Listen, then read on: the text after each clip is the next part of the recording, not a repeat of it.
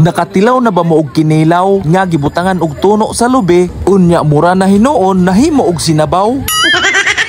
Punan paning suwaki nga dagko kayog unod. Di apay watermelon nga paluspad-luspad lang. Pero kung imong matilawan, makaingon jud kag tabang man.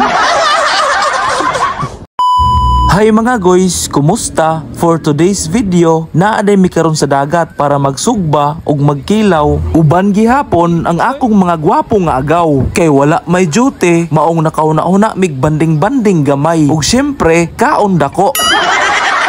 Ug samtang gisugda na nilag sugba, ako dire gisugda na pud nakog hiwa ang isda nga lanew. Kay kaning isda angayan kaayo himuong kinilaw, kay tamis-tamis og fresh kaayo gikan merkado. Punan aning gamayng balat ug syempre para humok butangan ra nag initubig. Gihiwa na dayon ni Christian ang sinugba pero ayaw mo kumpiyansa. Quality kaayo na kay pareha gidakon bisan inyo pang sukdon. Napay suwaki nga makapangatol jud ka sa kalami.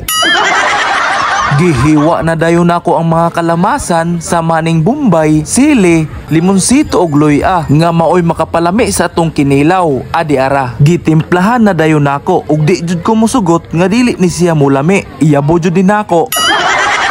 Kana ganing mag-away ang kaaslom sa limonsito ug suka. Punan pa sa baho sa sili, Bombay ug luya, basta kay pagtanaw nako sa bahaw, murag nagluya.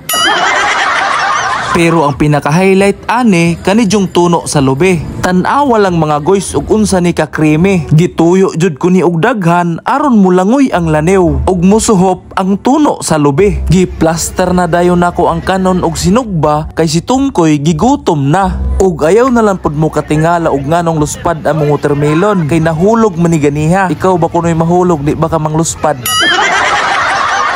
Og samtang giplaster ni Christian ang mga tuyom, si Tungkoy wala na jud kaagwanta.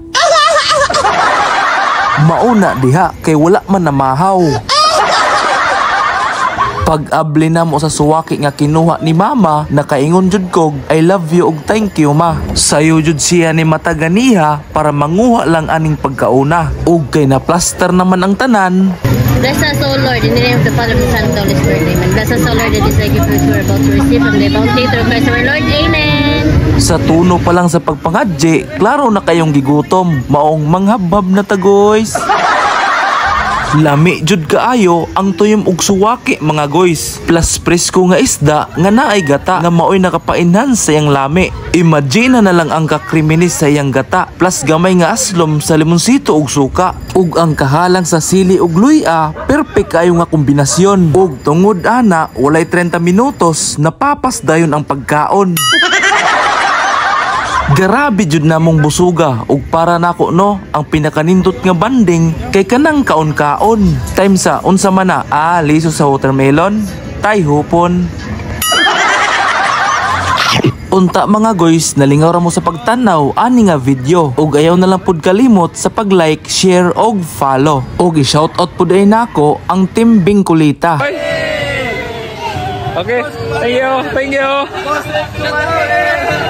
Thank you, thank you. Hangtod sa sunod na pod mga guys. Thank you for watching. Happy New Year. Ampingats.